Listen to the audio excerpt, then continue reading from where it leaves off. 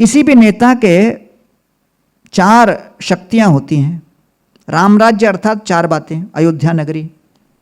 पहला सेना, दूसरी संपत्ति, तीसरा शासन और चौथा साधु। अगर उचित गवर्नेंस, उचित लीडरशिप करना हो और किसी भी प्रोजेक्ट को आगे बढ़ाना हो तो ये 4 बातें चाहिए। सेना मतलब रिसोर्सेस, सेना मतलब आज के तारीख में ह्यूमन रिसोर्स। आपकी टीम क्या है। दूसरा धन चाहिए, संपत्ति चाहिए।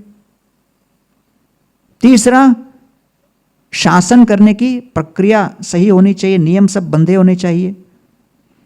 और चौथा साधु पुरुषों और संतों के मार्गदर्शन में निर्णय लेना चाहिए, क्योंकि कार्य प्रणाली शासन का ये गुण ही होता है, रजोगुण प्रधान होता है। इसलिए ऊपर से सत्वगुण देने वाले कोई ना कोई अवश्य होने चाहिए। अच्छा, संपूर्ण अयोध्या नगरी में जो शब्द भेदी बाण का चलाना निषेध था। कोई शब्द भेदी बाण और शब्द भेदी बाण की प्रक्रिया, धनुर्विद्या की प्रक्रिया, वहां पर निषेध था। क्यों? क्योंकि बहुत समय पहले जब दशरथ महाराज आखेट पर शिकार पर गए थे, उनको दूर से कोई ध्वनि सुनाई पड़ी, उनको लगा शेर है और शब्द का ध्यान लगाकर उन्होंने शब्द भेदी बाण चलाया। वो वास्तव में श्रवण कुमार नाम का एक बालक था, उसको लग गया। उसके दोनों माता पिता बेचारे अंधे थे, उनके लिए जल लेने आया था। मरते मरते उन्होंने केवल एक ही प्रश्न पूछा कि मैंने ऐसा क्या पाप किया था जिसके कारण आपने मुझे मारा, मेरे माता पिता का ख्याल कौन रखेगा। शरीर त्याग दिए। दशरथ महाराज जल का घड़ा लेकर उनके माता पिता के पास गए। उनको लगा बेटा आ गया, लेकिन दशरथ महाराज ने खेद भरा खबर सुनाया, समाचार सुनाया कि आपके पुत्र की हत्या मैंने कर दी।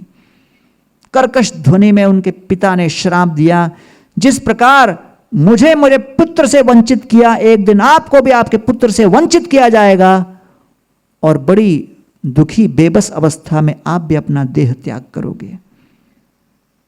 और दशरथ महाराज उस गलती को लेकर बहुत पश्चाताप किए। तो जब गलतियां करते हैं तो सबसे पहले हम लोग क्या करते हैं? शोक करते हैं, लैमेंट करते हैं। और फिर अगर उससे नहीं सीखे